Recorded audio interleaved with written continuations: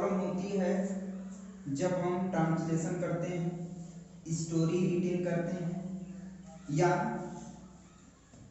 Speech करते हैं, तो उस समय हम लोग सेंटेंस के ऑर्डर को यदि ध्यान नहीं देते हैं तो हम लोगों का जो सेंटेंस होता है वो इनकरेक्ट होता है।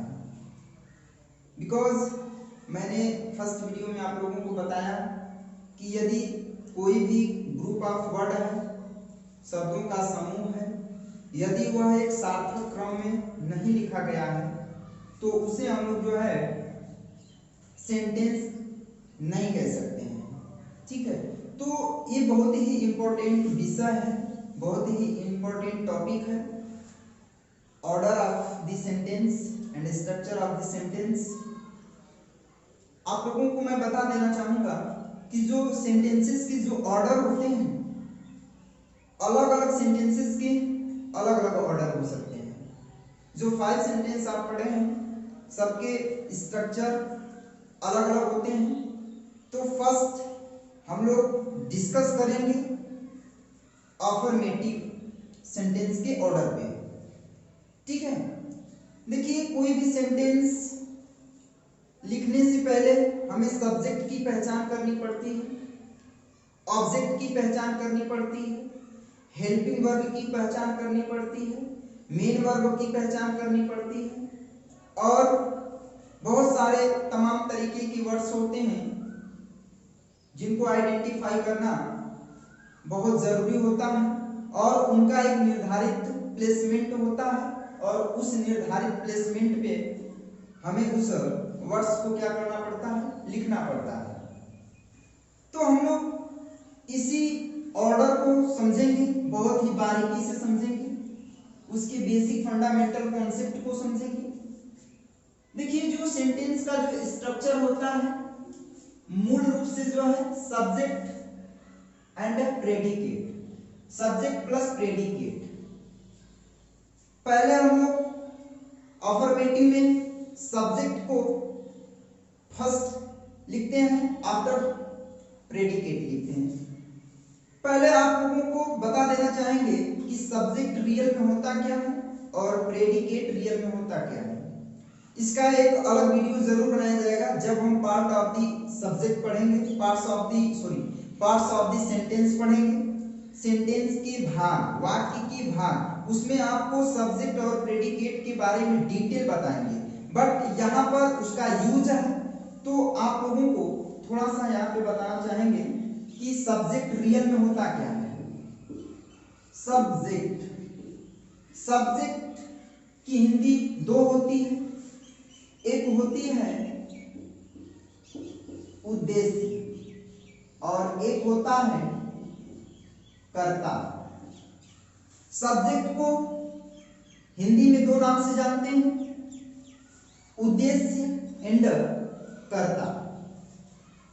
उद्देश्य क्या होता है और कर्ता क्या होता है, दोनों की स्पेलिंग दोनों की जो इंग्लिश वर्ड मीनिंग होती है वो सब्जेक्ट होती है। ठीक है, उद्देश्य क्या होता है, देखिए उद्देश्य का मतलब होता है कि जब हम किसी वस्तु के बारे में, किसी मनुष्य के बारे में, किसी नाउन के बारे में, किसी प्रोनाउन के बारे में बात करते हैं तो जिसके बारे में हम लोग बात करते हैं उसी को हम लोग क्या कहते हैं, सब्जेक्ट उद्देश्य कहते हैं। इंग्लिश में सब्जेक्ट कहते हैं, हिंदी में उद्देश्य कहते हैं। ठीक है, जिसके बारे में हम लोग बात करते हैं उसे हम लोग क्या कहते हैं, सब्जेक्ट कहते हैं, हिंदी में उद्देश्य कहते हैं। फॉर एग्जाम्पल के माध्यम से हम लोग समझेंगे कि सब्जेक्ट मीन्स उद्देश्य क्या होता है। First example, Ram is a boy. Suppose that Ram is a boy, this is affirmative sentence, you know. अब हम इस सेंटेंस का हिंदी सेंस निकालते हैं। Ram means Ram, is means है, अ मीन्स एक, बॉय मीन्स लड़का। राम एक लड़का है। ठीक है, तो अगर हम देखें इस सेंटेंस सेंटेंस में किसके बारे में बात की जा रही है? राम एक लड़का है, यानी राम के बारे में बात किया जा रहा है कि राम क्या है? एक लड़का है। ठीक है, राम के विषय में बात की जा रही है। तो यहाँ पर राम के बारे में हम लोग बात कर रहे हैं, तो राम को क्या कहेंगे? सब्जेक्ट कहेंगे, सब्जेक्ट कहेंगे। ठीक है, और हिंदी में इसको क्या कहेंगे? जिसके बारे में बात करते हैं उसे हम लोग क्या कहते हैं? उद्देश्य कहते हैं। मीन्स यह क्या है? उद्देश्य। जिसके बारे में हम लोग बात करते हैं उसे क्या कहते हैं? उद्देश्य कहते हैं। Next example, you teach me. You teach me, you means तुम, टीच मीन्स पढ़ाते हो, मी मीन्स मुझे, तुम मुझे पढ़ाते हो। अब इस सेंटेंस में ध्यान से देखिए, तुम मुझे पढ़ाते हो मीन्स यहां पर जो है तुम पढ़ाने का काम कर रहा है। ठीक है, परंतु तुम मुझे पढ़ाते हो मीन्स हम लोग बात कर रहे हैं तुम नाम का कोई लड़का होगा, या तुम शब्द क्या है? आप जानते हैं कि प्रोनाउन है, और प्रोनाउन किसी नाउन के लिए लगता है, तो कोई लड़का होगा, कोई भी होगा। ठीक है, एनी पर्सन। तो हम लोग एक यू व्यक्ति है और उस यू व्यक्ति के बारे में क्या कर रहे हैं? बात कर रहे हैं कि तुम मुझे पढ़ाते हो। ठीक है, ठीक है, यहां पर ये भी क्या है? उद्देश्य है। ठीक है, बात समझ पा रहे हैं? ठीक है, देखिए यहां पर इसको उद्देश्य भी कह सकते हैं। अब एक बात और, थोड़ा सा यहां पर कर्ता के बारे में भी जानना जरूरी है, क्योंकि दोनों बहुत ही करीबी मामला है। दोनों क्या है? एक दूसरे के समकक्ष हैं। ठीक है, क्योंकि दोनों की इंग्लिश क्या होती है? सब्जेक्ट होती है, तो प्रॉब्लम यहाँ पे क्रिएट होता है। ठीक है, कर्ता मीन्स क्या होता है? डूअर, मीन्स काम करने वाला, यानी जो कर्ता होता है वो काम करने वाला होता है। यानी जब सेंटेंस में कर्ता क्या करता हो, सब्जेक्ट क्या करता हो, उद्देश्य क्या करता हो, किसी काम को करता हो, तो उस सिचुएशन में हम लोग क्या कहते हैं? उस सब्जेक्ट को कर्ता कहते हैं। जैसे इस सेंटेंस में शो हो रहा है, इस सेंटेंस में क्या हो रहा है? शो हो रहा है। ठीक है, तो इस सेंटेंस में हम लोग बात कर रहे हैं कि यू टीच मी, तुम मुझे पढ़ाते हो। हमने अभी बताया आपको कि जो कर्ता होता है वो क्या होता है? काम करने वाला होता है, डूअर, यानी जो काम करने वाला होता है उसे कर्ता कहते हैं। जिसके बारे में बात करते हैं उसे उद्देश्य कहते हैं। यहाँ पर यू के बारे में बात भी की जा रही है और यू क्या कर रहा है? कार्य भी कर रहा है। तो इस सिचुएशन में यह उद्देश्य भी होगा और क्या होगा? कर्ता भी होगा। ओके, एक और एग्जांपल समझते हैं। He is reading. He is reading. ठीक है, वह पढ़ रहा है, वह पढ़ रहा है। यानी कहने का मतलब ये हुआ कि जो ही है वह क्या कर रहा है? काम कर रहा है, पढ़ने का काम कर रहा है। तो इसे हम क्या कह सकते हैं? कर्ता कहेंगे, ऑफकोर्स। ठीक है, अब देखिए, सपोज कीजिएगा कि एक राम है और एक श्याम है, दोनों आपस में क्या कर रहे हैं?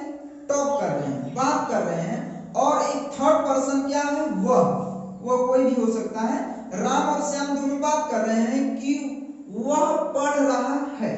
ये दोनों बात कर रहे हैं, किसके बारे में बात कर रहे हैं? वह के बारे में बात कर रहे हैं। इसलिए यह क्या होगा? आपका उद्देश्य होगा। क्या होगा? उद्देश्य, यानी जो सब्जेक्ट यानी जो काम करने वाला होता है उसे हम उद्देश्य भी कह सकते हैं और कर्ता भी कह सकते हैं। नोट कीजिएगा इस पॉइंट को कि जो काम करने वाला होता है वह सब्जेक्ट भी होता है और मीन्स कर्ता भी होता है और उद्देश्य भी होता है। यानी काम करने वाले को उद्देश्य भी कह सकते हैं, कर्ता भी कह सकते हैं। ओके, बट एक नेक्स्ट एग्जांपल आपको देते हैं, he is honest, he is honest, ठीक है।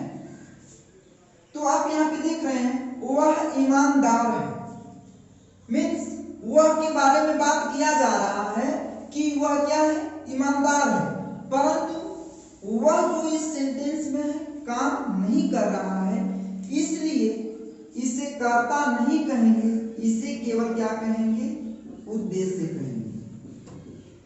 इसे क्या कहेंगे, उद्देश्य कहेंगे। अंडरस्टैंड, बात समझ पा रहे हैं? मीन्स उद्देश्य क्या होता है, जिसके बारे में हम लोग बात करते हैं उसे उद्देश्य कहते हैं, जो काम करता है उसे कर्ता कहते हैं।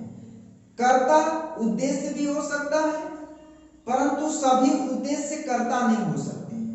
देखिए कैसे नहीं हो सकते, अगर जिस उद्देश्य में मेन वर्ब होगा, मीन्स एक ऐसा सेंटेंस जिसमें उद्देश्य हो और उसमें मेन वर्ब हो, मुख्य क्रिया हो, तो उस सेंटेंस में हम लोग जो है उस उद्देश्य को कर्ता भी कहेंगे। इसी के नीचे एक एग्जांपल लिखते हैं, ही इज स्लीपिंग। अब यहां पे देखिए, ही इज स्लीपिंग, ही जो है सोने का काम कर रहा है, इसलिए करता है।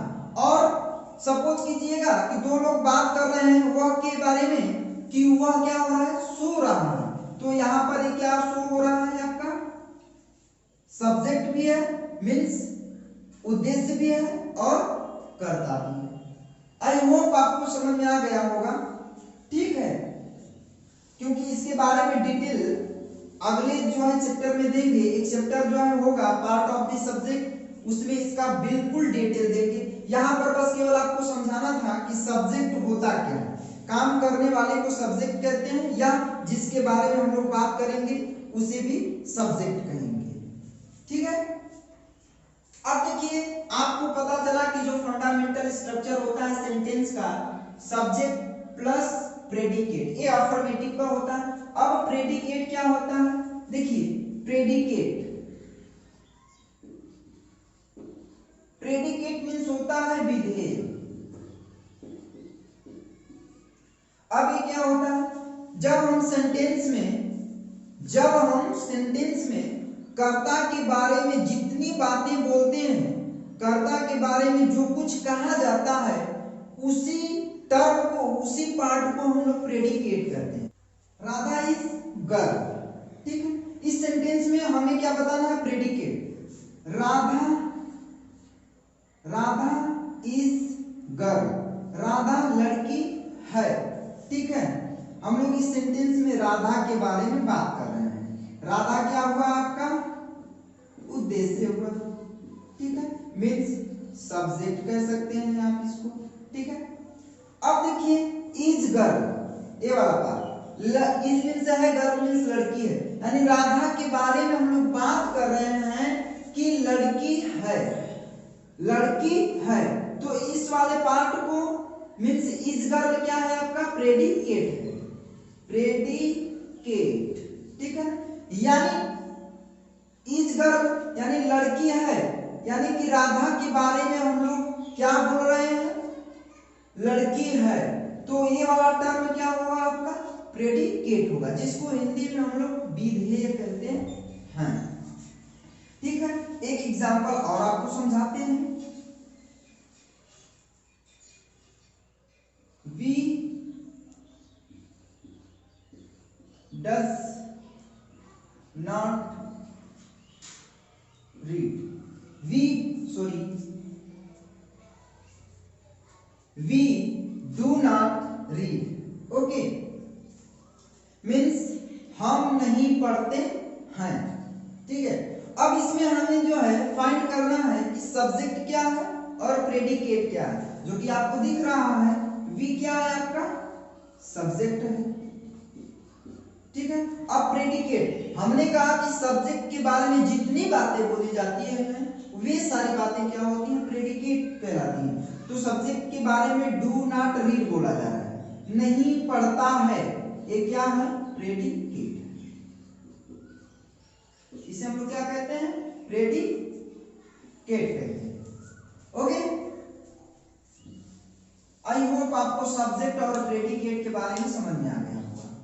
ठीक है, अब हम बात करते हैं कि सब्जेक्ट में कौन कौन पार्ट होते हैं। बहुत सारे पार्ट होते हैं सब्जेक्ट में, बहुत सारी चीजें होती हैं, बहुत सारे एलिमेंट आते हैं जो कि यहाँ पर आपको ज्यादा डिटेल नहीं देंगे, क्योंकि यहाँ पे ज्यादा डिटेल देने का मतलब ये होगा कि वीडियो काफी लंबी हो जाएगी।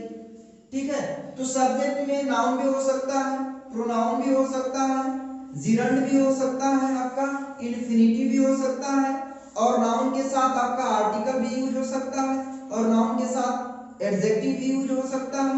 ठीक है, तो ये सारी चीजें क्या होती हैं? नाउन की पार्ट होती हैं, नाउन का पार्ट होता है। अब प्रेडिकेट में क्या होता है? वर्ब होती हैं, ऑब्जेक्ट होते हैं, कंप्लीमेंट होते हैं, प्रीपोजिशन भी होते हैं। ठीक है, ये सारी चीजें आपको प्रेडिकेट में मिलेंगी। तो इन सारी चीजों पर हम डिटेल यहाँ पे नहीं देंगे क्योंकि वीडियो काफी लंबी हो जाएगी। तो अब हम बात करते हैं, देखिए यहाँ पे वर्ब के बारे में आप लोग जानते हैं, हेल्पिंग वर्ब भी होती है और मेन वर्ब जैसे जाना, खाना, पीना, सोना, go, read, teach, sleep, read etcetera. Verb के बारे में जानते हैं। ऑब्जेक्ट के बारे में शायद आप लोग नहीं जानते होंगे, कुछ स्टूडेंट इसमें जो है प्रॉब्लम होती है, कुछ स्टूडेंट को कॉम्प्लीमेंट। ये दोनों बहुत ही इंपॉर्टेंट चीज है। सबसे पहले आपको ऑब्जेक्ट के बारे में बताते हैं। कर्ता के द्वारा किए गए कार्य का फल जिस वस्तु पे पड़ता है, जिस व्यक्ति पे पड़ता है, जिस चीज पे पड़ता है, उस चीज को, उस वस्तु को हम लोग जो है ऑब्जेक्ट के नाम से जानते हैं। ठीक है, यानी सिंपल सी बात है, कर्ता होना चाहिए, क्रिया होनी चाहिए। कर्ता क्रिया को करता है, अगर उसका फल किसी वस्तु पे पड़ता है तो हम कर्म कहते हैं। यानी कर्ता है, क्रिया है, और उस क्रिया का फल किसी वस्तु पे पड़ रहा है तो हम क्या कहेंगे? उसे ऑब्जेक्ट कहेंगे। For example, Ram reads the book. ठीक है, Ram reads the book. Ram क्या है? आपका सब्जेक्ट है, करता है। रीड्स क्या है? आपका मेन वर्ब है। ठीक है, द बुक क्या है? अब यहीं पे देखिए, अब उसको हमें सपोज कीजिएगा कि हमें नहीं पता है कि ये ऑब्जेक्ट है या कॉम्प्लीमेंट। ठीक है, तो राम क्या कर रहा है? काम कर रहा है पढ़ने का। राम पढ़ता है, और पढ़ने का फल किस वस्तु पे पड़ रहा है? पढ़ने का परिणाम किस वस्तु पे जा रहा है? लाभ किस वस्तु पे मिल रहा है? तो आप बताएंगे कि किस पे जा रहा है? द बुक पे जा रहा है। तो द बुक क्या हुआ? आपका ऑब्जेक्ट हुआ। ठीक है, कर्ता के द्वारा किए गए कार्य का फल जिस वस्तु पे पड़ता है उस वस्तु को ऑब्जेक्ट कहते हैं। नेक्स्ट एग्जांपल,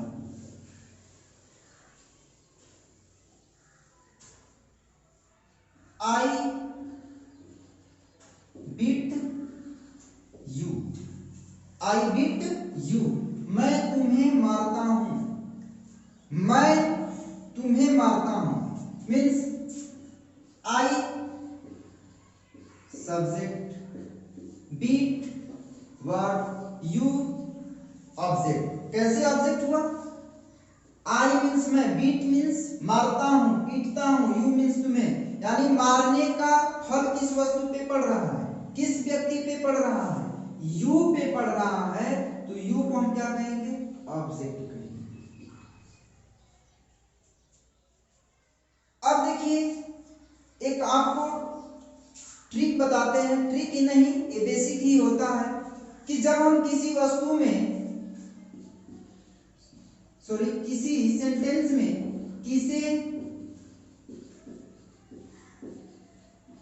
किसको क्या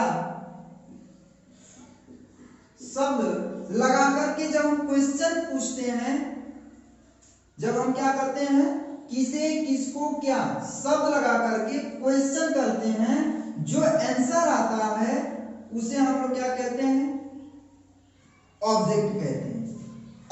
भी आपको समझना पड़ेगा कि किसे आल सेंटेंस में आप यूज नहीं कर सकते हैं, किसको सभी सेंटेंस में यूज नहीं करेंगे, किसी में आपको आंसर मिलेगा, किसी में नहीं मिलेगा, क्या सब में नहीं मिलेगा।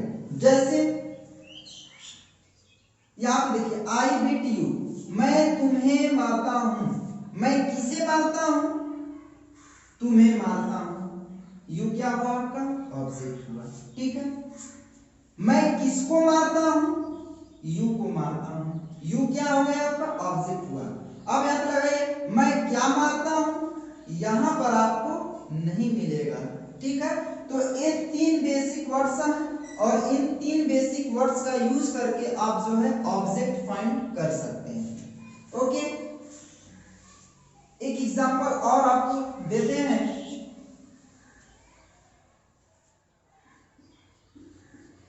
मोहन has gone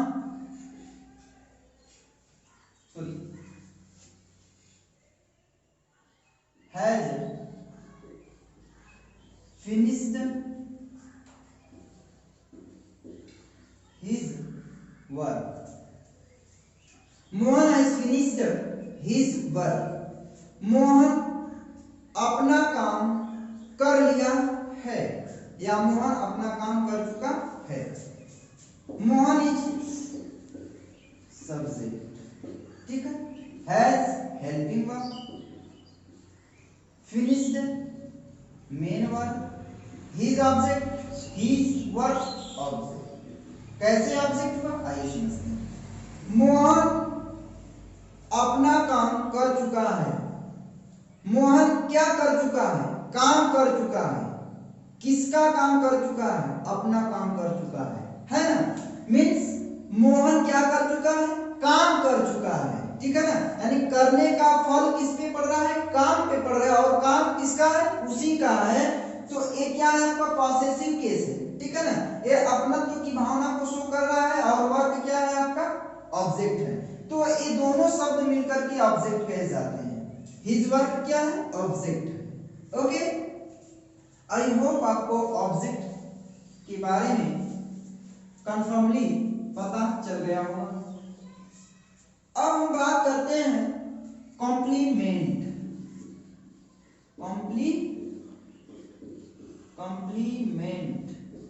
कॉम्प्लीमेंट को क्या कहते हैं, पूरक कहते हैं। पूरक शब्द या शब्दांश कह सकते हैं, ठीक है। मीन्स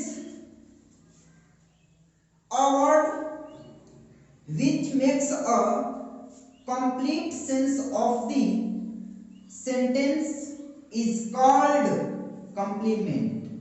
मीन्स वे शब्द या शब्दांश जो किसी वाक्य में आकर के उस वाक्य के सेंस को पूर्ण करते हैं, उस वाक्य के सेंस को कंप्लीटली बताते हैं, तो उस शब्द को हम लोग जो है कॉम्प्लीमेंट कहते हैं, ठीक है। ऑब्जेक्ट और कॉम्प्लीमेंट में डिफरेंट होता है, ऑब्जेक्ट और कॉम्प्लीमेंट में डिफरेंट होता है, ठीक है। ऑब्जेक्ट कर्म कहा जाता है, कॉम्प्लीमेंट क्या होता है, पूरक शब्द होता है, ठीक है ना। यानी एक एग्जांपल आपको देते हैं, you are a teacher, you are a teacher. आप समझ सकते हैं, you subject, are helping verb, a क्या हुआ आपका आर्टिकल होता है, ठीक है, आर्टिकल। टीचर क्या हुआ, अब टीचर को यहां पर ऑब्जेक्ट नहीं कह सकते हैं। क्यों नहीं कह सकते, क्योंकि यहां पर क्रिया का फल उस पे नहीं पड़ रहा है। मीन्स यहां पर मेन वर्ब दिया ही नहीं गया है।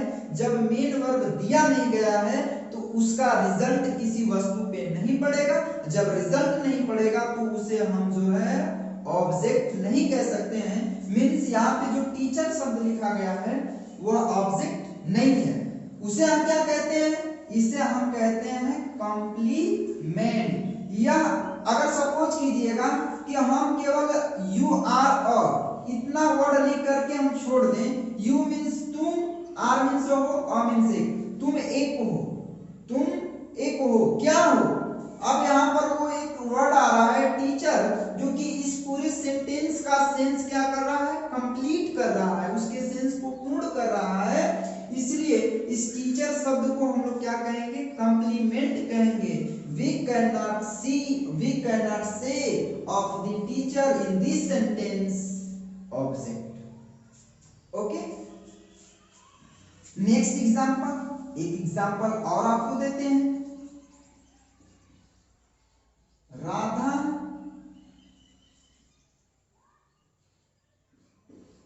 slept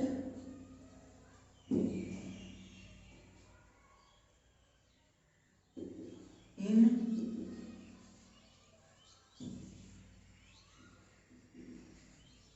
night। Radha slept in night, Radha रात में सोई। ठीक है, Radha is a subject, slept is a main verb, in preposition होता है, नाइट नाउन होती है। ठीक है, अब देखिए राधा सोती है, ठीक है, इन नाइट रात्रि में सोती है। अब देखिए जो क्रिया है आपका स्लेप्ट, उसका जो है फल इस पर नहीं पड़ रहा, एक क्या है, एक टाइमिंग सूचक है, एक क्या है, समय सूचक वर्ड है। कब सोती है, रात्रि को सोती है। ठीक है, एक क्या है आपका समय सूचक शब्द है, न कि इसका जो है आपका परिणाम इस पे पड़ रहा है ना। तो इसे हम पहले ऑब्जेक्ट तो कहेंगे नहीं, इसे ऑब्जेक्ट नहीं कह सकते हैं, इसे कहेंगे क्या, ये आ करके इस सेंटेंस का जो है सेंस और क्लियर कर रहा है। इसलिए इसे हम जो है क्या कहेंगे, कॉम्प्लीमेंट कहेंगे। इसे हम क्या कहेंगे, कॉम्प्लीमेंट कहेंगे। ओके, तो आपको समझ में आ गया होगा कि सब्जेक्ट क्या होता है, प्रेडिकेट क्या होता है, वर्ब क्या होता है, ऑब्जेक्ट क्या होता है, एंड कॉम्प्लीमेंट क्या होता है। ठीक है, तो हमने जो स्ट्रक्चर ऊपर लिखा है, सब्जेक्ट प्लस प्रेडिकेट, और उसके जस्ट नीचे noun pronoun plus verb plus object plus complement. ठीक है, ये जो सेंस होता है, ये जो रूल्स है, ये जो फंडामेंटल स्ट्रक्चर है, वो क्या है, अफर्मेटिव का स्ट्रक्चर है। ठीक है, अफर्मेटिव सेंटेंस आप लोगों को पता होगा। ठीक है, तो अफर्मेटिव सेंटेंस जो होता है वो पॉजिटिव और नेगेटिव स्टेटमेंट को क्या करता है, इन्फॉर्म करता है।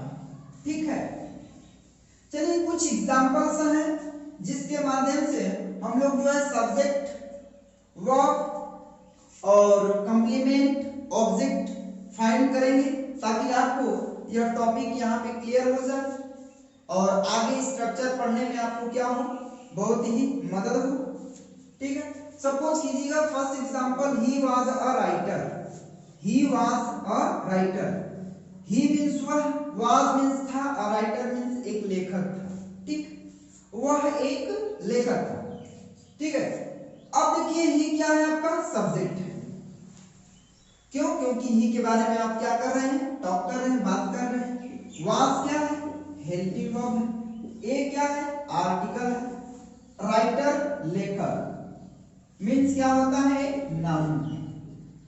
अब देखिए आपको सब्जेक्ट मिला, हेल्पिंग वर्ब, आर्टिकल मिल गया और राइटर। अब यहां पर देखिए सब्जेक्ट हो गया प्लस वर्ब हो गया, ठीक है, प्लस ऑब्जेक्ट या कॉम्प्लीमेंट। तो यहां पर ऑब्जेक्ट या हो सकता है या कॉम्प्लीमेंट हो सकता है, कॉम्प्लीमेंट हो सकता है। ठीक है, तो अब यहां पर आपको समझ में आ रहा होगा कि जो राइटर शब्द है कॉम्प्लीमेंट है कि ऑब्जेक्ट है। क्योंकि आपको हमने अभी जस्ट बताया कि अगर क्रिया का फल जिस वस्तु पे पड़ता है तो हम उस वस्तु को ऑब्जेक्ट कहते हैं। यदि क्रिया नहीं है, मेन वर्ब नहीं है, मुख्य क्रिया नहीं है, तो उसमें ऑब्जेक्ट होने का सवाल ही नहीं है। तो जो वर्ड्स, इसे हम श्योरली कॉम्प्लीमेंट कहेंगे। क्या कहेंगे? कॉम्प्लीमेंट, पूरक शब्द कहेंगे, है ना। तो आपको यहाँ पर स्ट्रक्चर क्लियर हो रहा होगा कि subject plus verb plus object plus complement. Verb में हेल्पिंग वर्ब भी हो सकता है, आपका मेन वर्ब भी आ सकता है, दोनों आ सकता है, ठीक है। अब सेकेंड एग्जांपल की बात करते हैं। The class has 50 students. The class has 50 students.